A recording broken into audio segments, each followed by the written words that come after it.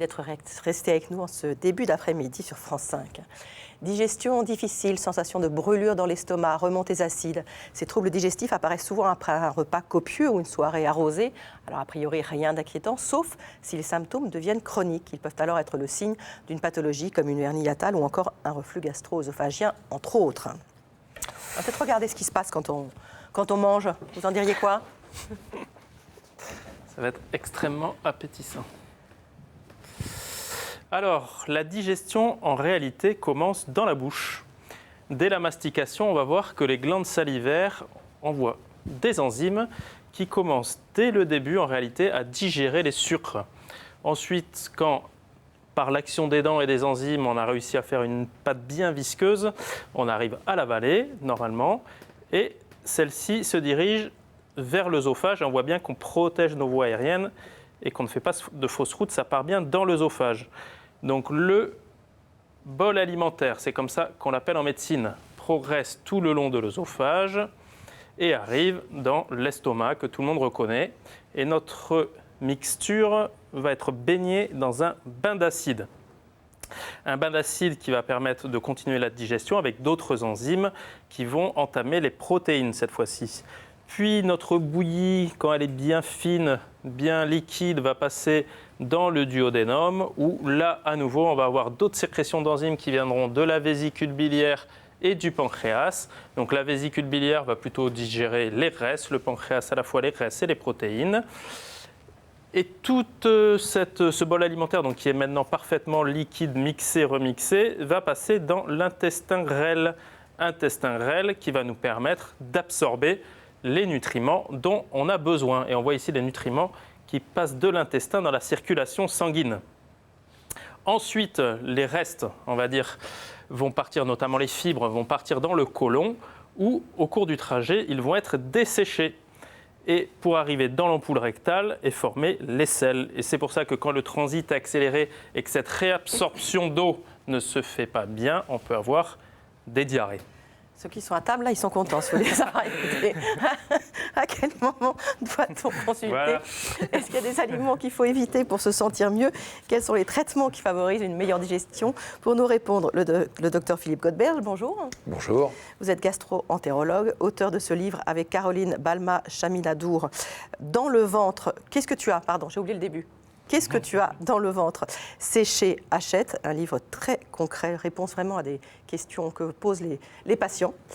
Et puis avec nous pour témoigner, Yves de Noyelles. Bonjour Yves. Bonjour.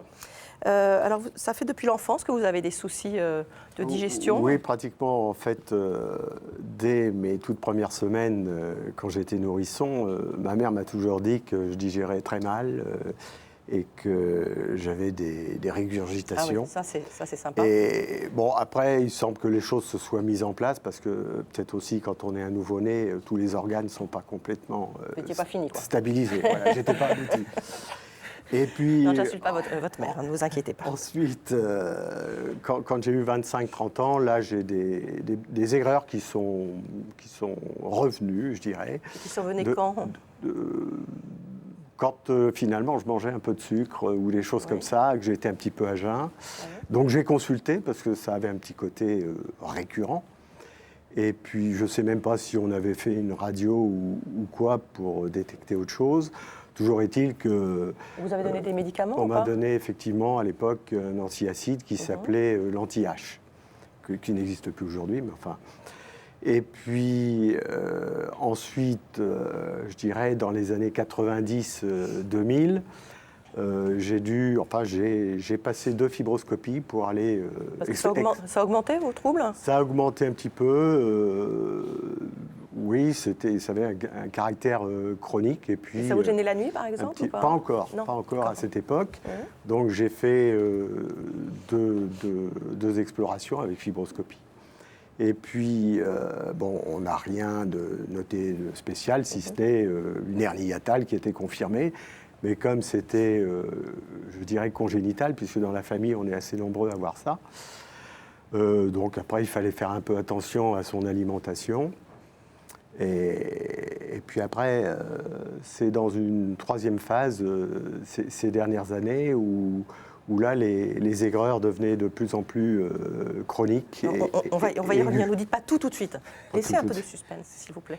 Une petite précision sur la hernie hiatale. La hernie hiatale, c'est une petite anomalie anatomique qui fait qu'au lieu que l'estomac soit entièrement placé sous le diaphragme, donc dans l'abdomen, un schéma que dans vous le pourriez voir ventre. face à vous, je Voilà. pense.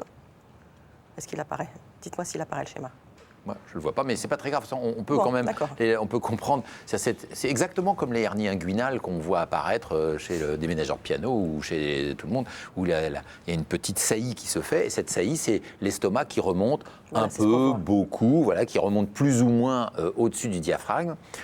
En soi, la hernie hiatale n'est pas responsable de symptômes, mais elle favorise des symptômes comme le plus classique, qui est le reflux gastro-œsophagien, c'est-à-dire que ce qui est dans l'estomac, qui est censé y rester, eh ben, remonte trop facilement, trop souvent, trop longtemps. Alors ça le fait chez tout le monde, hein. Le petit salé vin pétillant, ça va forcément remonter un tout petit peu, mais c'est considéré comme physiologique. Par contre, si ça survient trop souvent, trop longtemps, et que c'est responsable d'une gêne, ça devient un reflux gastro-œsophagien potentiellement favorisé par les hernies hiatales, et d'autant plus favorisé qu'elles peuvent être parfois extrêmement volumineuses. Donc, beaucoup de personnes ont une hernie hiatale, mais ne s'en plaignent absolument pas, n'ont aucun Non. symptôme. C'est-à-dire, exactement, ça peut être complètement asymptomatique, et ce n'est pas la cible thérapeutique. C'est-à-dire, la cible thérapeutique, c'est vraiment la gêne et le reflux. La hernie hiatale étant un paramètre de choix. Olivier demande si le fait de ne pas mastiquer longtemps peut entraîner une mauvaise digestion. Alors ça a été très clair dans votre présentation. Le début de la digestion, ça commence avec les dents, où la destruction mécanique des aliments permet de leur donner une structure particulière en petits fragments qui vont favoriser la digestion. Si ce travail de mastication n'est pas fait par les dents, eh ben, il sera fait par l'estomac. Et l'estomac le fait chimiquement et mécaniquement moins bien que nos dents. Donc ça prend plus de temps et on a donc l'impression que ce qu'on a avalé, ce qu'on a gobé, eh ben, reste longtemps sur l'estomac. Donc la mastication. Avec deuxièmement, c'est vraiment un pétrisseur qui permet de l'imprégner de salive. D'ailleurs, les gens qui n'ont pas de salive, les gens âgés ou qui ont des maladies des glandes salivaires, eh bien, on perd l'appétit, mangent moins, c'est plus difficile d'avaler, c'est plus difficile de digérer parce que dedans, il y a des enzymes qui commencent à détruire les aliments et la digestion commence donc dès le début de l'alimentation. Autre question? Alors, y a-t-il un... Hein. Oh, j'ai pas envie. Non, mais c'est pas comme ça la vie. Hein. Y a-t-il un lien entre ulcère et remontée acide? Alors, le point commun, c'est qu'il n'y a pas d'ulcère sans acide et il n'y a pas de remontée sans acide. Mais la maladie n'est pas tout à fait la même. Et ça, on l'a compris en fait récemment, parce que pendant très longtemps, les médecins, ce qu'on m'a appris au début, c'était que c'était l'acide qui était l'élément prédominant. Ça correspond bien à la clinique, puisque les patients expriment sous forme d'une brûlure, en disant j'ai de l'acide qui remonte, ou je sens de la brûlure dans le ventre. Aigreur, c'est un peu ça quand même, c'est un peu l'expression d'acide. En fait, lorsque l'acide remonte, c'est un reflux. Et lorsque l'acide creuse dans la paroi, c'est que celle-ci a été atteinte par un microbe qui s'appelle l'Helicobacter pylori. C'est une bactérie en hélice qui vit près du pylore, d'où son nom, et qui, elle, va entraîner une lésion de la muqueuse que l'acide va venir creuser. Et donc, c'est une maladie qui est infectieuse. C'est un traitement antibiotique, ce qui n'est pas le cas du reflux. Oui, donc pour l'ulcère, on associe un traitement antibiotique et un traitement antiacide. Tout à fait. Les deux en même temps. Et juste une dernière question. Lorsque l'on fait une fibroscopie chez quelqu'un qui a un reflux, la fibroscopie peut être parfaitement normale. Le reflux, c'est un symptôme. Et donc, effectivement, comme vous le dites, la fibroscopie peut être normale. Ça traduit simplement que c'est un reflux qui ne s'est pas compliqué de lésions ésophagiennes, ce qu'on appelle une œsophagite, c'est-à-dire que l'acide, en remontant dans l'œsophage, est responsable d'équivalent de griffures au niveau de l'œsophage, qu'on appelle une œsophagite. Et ces griffures sont plus ou moins sévères. Les médecins aiment bien les classer en stade 1, 2, 3, 4. Enfin bon, ça dépend de la sévérité de l'atteinte. Est-ce que le surpoids peut être à l'origine des remontées acides et de brûlures d'estomac? Alors ça, c'est une très bonne question aussi. Parce qu'il y a un lien direct entre l'obésité et le reflux. C'est-à-dire que plus on a du surpoids, plus la probabilité d'avoir un reflux dans la population est importante. Au maximum, les super-obèses, qu'on voit un peu en France, mais de moins en moins, enfin pas de moins en moins, de plus en plus malheureusement, mais qu'on voit moins que dans d'autres pays nord-américains, le super-obèse, c'est 1m70, 180 kg, c'est 100% de reflux. Ils ont tous du reflux. Alors, c'est pas que le poids de se dire que la charge graisseuse de l'abdomen appuie comme sur une poire et fait remonter, c'est qu'il y a des récepteurs hormonaux au niveau justement de la zone où il y a la hernie hiatale, fait que ce système anti-retour, ce clapet, fonctionne moins bien. Et accessoirement, pour peser 180 kg, il y a bien un moment où il faut manger une quantité, une nature ou un volume tel que ça favorise le reflux.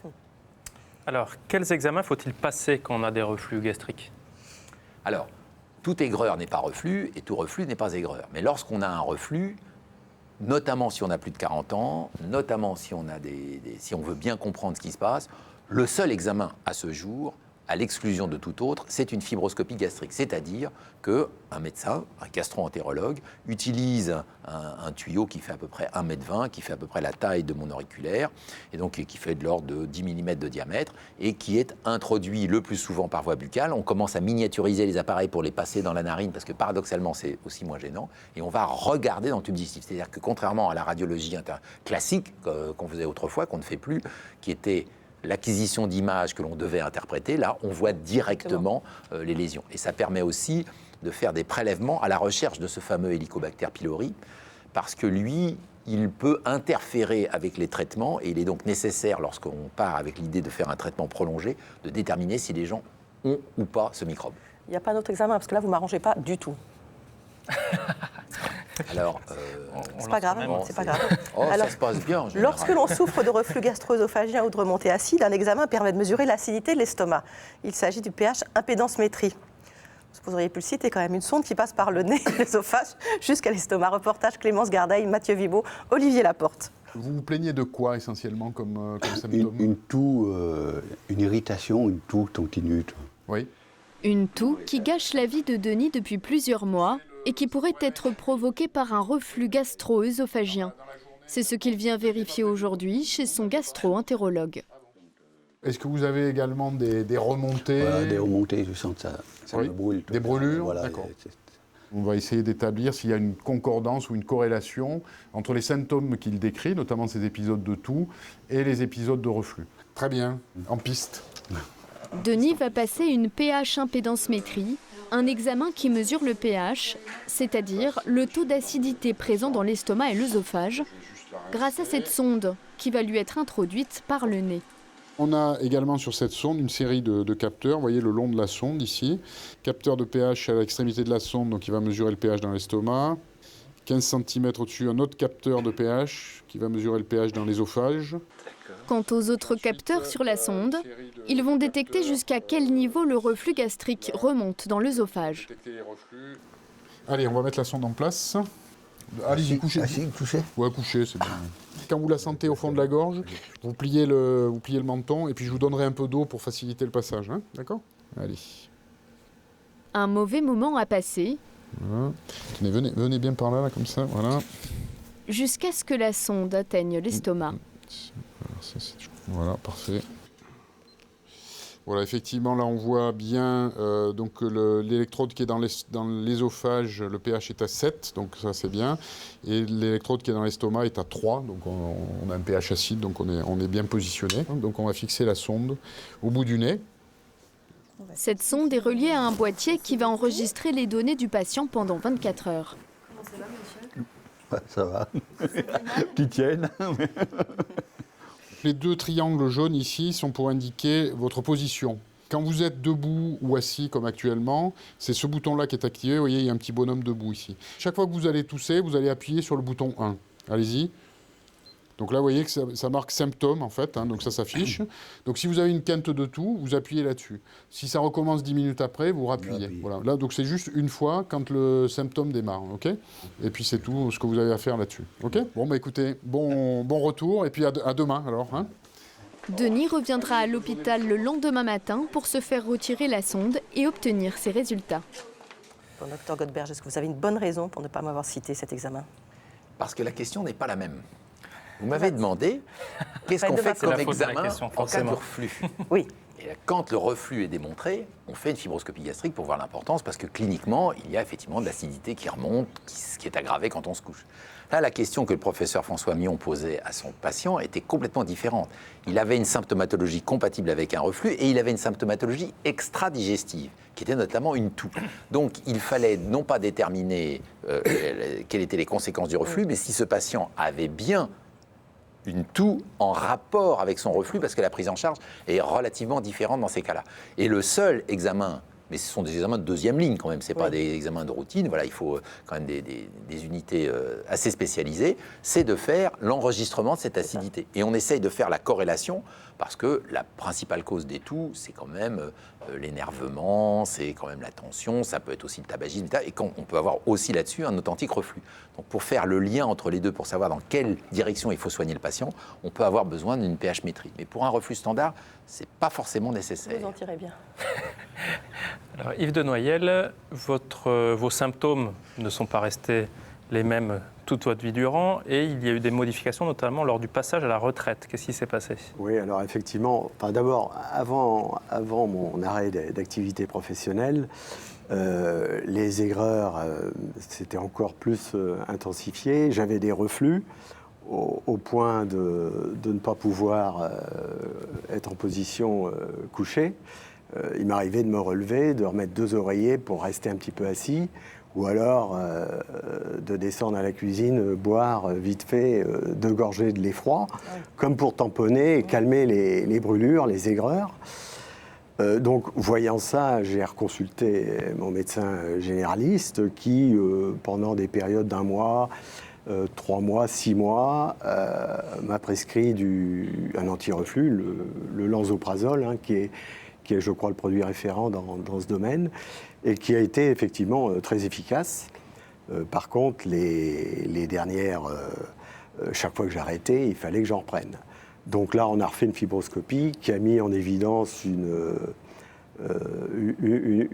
hernie hiatale qui était compliquée avec une béance cardiale, et puis une œsophagite peptique, ulcéreuse, sur le tiers inférieur de l'œsophage. Donc œsophagite, c'est-à-dire que la muqueuse, donc le revêtement de l'œsophage était ulcéré, donc était abîmé par... Comme disait le docteur, griffé, moi je dirais aussi entamé. Plus précis. Alors, si je peux rebondir, juste pour dire 2 choses. Une anecdote et une précision. L'anecdote, c'est spontanément, vous parlez du lait. Autrefois, il y avait le syndrome des buveurs de lait. Des gens qui avaient les mêmes symptômes que vous et qui n'avaient pas la chance d'avoir des médicaments contre le reflux à l'époque et qui buvaient des très grandes quantités de lait au point qu'ils avaient beaucoup de calcium, ils en avaient même trop et finissaient par faire des coliques néphrétiques à cause de calculs de calcium. C'était le syndrome des buveurs de lait. Ils se rendaient compte que ça calmait les douleurs. Qui se rendaient compte que ça calmait. Ça montrait à quel point les gens étaient gênés et à quel point ils devaient trouver un moyen diététique pour le contourner. La deuxième chose, vous avez dit, en citant un médicament que je ne reprendrai pas, mais voilà, j'ai pris un anti-reflux. En fait, non. Il n'y a pas de vrai médicament anti-reflux. On ne sait pas guérir le reflux stricto sensu. On sait juste le contourner. Et donc, on vous a donné un médicament qui est un antisécrétoire acide, qui diminue l'acide. C'est-à-dire que ça remonte quand même. Du coup, mais exactement. Le robinet acide est un peu fermé, voire beaucoup, si on prend la dose suffisante. Et à ce moment-là, ça remonte toujours. Mais c'est moins agressif et du coup, on le sent moins. Et ça, c'est des traitements qu'on peut prendre en continu à vie? Alors, il y a débat. Parce qu'au départ, c'était 10 jours, c'était cure. Alors, il y a eu beaucoup d'arguments médico-économiques parce que, comme par hasard, au début, c'était des médicaments qui étaient innovants, ce qui était vrai, donc qui étaient coûteux, donc ça a un peu effrayé les pouvoirs publics. Mais il y a eu une dégradation avec le temps, puisque maintenant, ces médicaments, certains d'entre eux sont quasiment en vente libre, alors que nous, on demandait quasiment des papiers pour justifier la prescription. C'est vous dire si les choses évoluent dans le temps. Mais il y a eu des débats qui sont des mauvais débats. Autant, je suis le premier à dire que si on trouve des moyens hygiéno-diététiques pour prendre la dose minimale, voire intermittente de ces médicaments, c'est idéal. Mais pour tous ceux qui nous écoutent et qui prennent ces médicaments, ces débats-là ont été clos par des études qui ont été faites sur les effets secondaires des antisécrétoires, ce qu'on appelle les inhibiteurs de la pompe par proton. Et à ce jour, il n'y a pas d'inconvénient à les prendre au long cours. Par contre, lorsqu'on a des reflux sévères, cette irritation chronique de l'œsophage, elle est un facteur inflammatoire et ça a même été accusé de donner des cancers du bas œsophage. Il y a beaucoup plus de cancers du bas œsophage chez les grands obèses que dans la population standard. Alors on va reprendre juste après, on va regarder un reportage. Si vous avez des difficultés à avaler normalement, des régurgitations permanentes, des remontées acides, si vous souffrez de ces symptômes, vous êtes peut-être atteint d'achalasie. Il s'agit d'un trouble moteur de l'œsophage qui ne remplit plus son rôle. Les patients ont alors du mal à déglutir, une opération existe pour les soulager. Nous l'avons suivi à Lyon, reportage Clémence Gardeil, Mathieu Vibo et Olivier Laporte.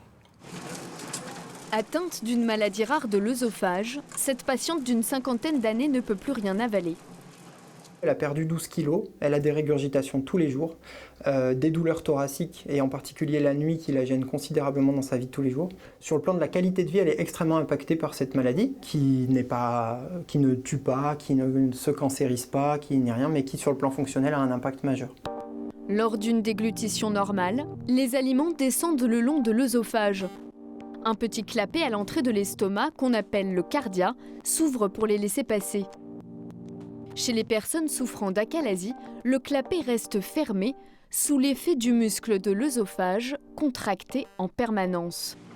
Pour cette patiente, qui a testé de nombreux traitements, l'opération est la meilleure solution. On va aller couper le muscle du bas de l'œsophage, ici, et en allant couper cet anneau musculaire, on va lui libérer le cardia et permettre aux aliments de passer. Alors on va attaquer. L'opération se déroule sous anesthésie générale à l'aide d'un endoscope. Là, on va voir arriver l'aiguille à l'extrémité de l'endoscope. Voilà, elle arrive ici. Grâce à cette aiguille, le médecin injecte un produit bleu dans l'œsophage qui va servir de marqueur et permettre de décoller la muqueuse. Très bien, c'est bon, tu peux rentrer l'aiguille. C'est dans cette bulle qu'on va se glisser pour réussir à passer sous la paroi de l'œsophage. Là, j'ai sorti le couteau en fait avec une petite pointe métallique et on va créer notre incision dans la muqueuse. Cette incision est délicate car le médecin ne doit pas perforer l'œsophage, mais couper seulement la membrane superficielle de la paroi, gonflée par la bulle. Grâce à cette entrée, il va se frayer un chemin jusqu'à l'estomac. On commence à arriver vraiment dans une sorte de cul-de-sac, c'est parce qu'il arrive progressivement à la zone de l'obstacle. Là où le cardia est très serré, quand on arrive dans la zone serrée, petit à petit l'espace s'amenuise. Il va falloir jouer un peu des coudes pour se glisser dans cette zone-là et réussir à passer dans l'estomac. Là, on arrive dans l'estomac. C'est dans cette zone étroite et serrée, à l'entrée de l'estomac, que le muscle malade est contracté. C'est ici qu'il faut le couper. Là, on sectionne vraiment le muscle, on réalise la myotomie. Avec son instrument, le médecin découpe le muscle le long de la paroi sur une dizaine de centimètres. Ouais. L'ensemble des fibres est sectionné, on peut remonter. On voit vraiment la tranchée qui a été faite au niveau du muscle. Donc ça, c'est bon. Dernière étape, ces petites agrafes vont fermer le passage par lequel le médecin a glissé tous ses instruments. Hop, on va refermer. L'objectif de refermer ça, c'est que les aliments arrivent à passer dans l'œsophage sans aller infecter la zone dans laquelle on a travaillé. Donc c'est très très important d'être hermétique pour fermer cette zone. Au bout d'une demi-heure, l'opération se termine. Tout s'est bien déroulé. On voit un très bon passage au niveau du cardia, là où tout à l'heure on avait du mal à franchir, ça passe très facilement. Et on voit que c'est très large à cet endroit-là, qu'il n'y a aucune résistance. La patiente sortira de l'hôpital le lendemain matin. Elle pourra remanger normalement au bout d'une semaine. Donc de votre côté, vous avez pris des mesures d'hygiène de vie, vous avez changé votre manière de vivre et ça a probablement eu un impact majeur sur votre problème de santé. Tout à fait, face à des médicaments que j'étais contraint de prendre tous les jours, quotidiennement. J'ai joué sur le plan diététique et puis également sur l'activité avec du sport de manière très très régulière. Et puis une réduction des quantités que je pouvais avaler et une sélection également un peu plus cadrée des aliments que je prenais, en évitant. Ça va mieux. Et du coup, ça va nettement mieux puisque je me dispense maintenant de médicaments, à l'exception de temps en temps d'un Gaviscon ou une chose comme ça. Mais côté anti-reflux, j'ai arrêté. C'est des conseils que vous commencez par donner aux patients?